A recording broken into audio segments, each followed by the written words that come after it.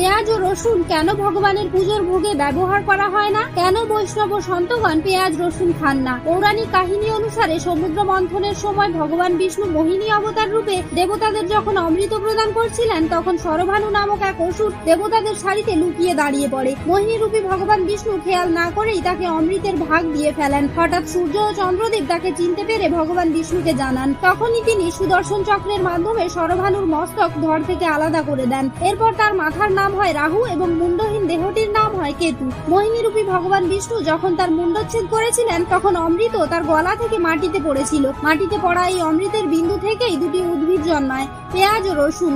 অমৃতের বিন্দু থেকে উৎপন্ন হওয়ার কারণে পেঁয়াজ ও রসুনের কিছু ভেষজ গুণাবলী আছে, কিন্তু অসুরের উচ্ছিষ্ট এবং অসুরের রক্তবিন্দু মিশ্রিত অমৃত বিন্দু থেকে উৎপন্ন হওয়ার কারণে এতে আসুরিক গুণাবলী মিশ্রিত আছে। তাই পেঁয়াজ ও রসুন ভগবানের ভোগে ব্যবহার করা হয় না এবং বৈষ্ণব ও সন্তগণও এগুলি খান।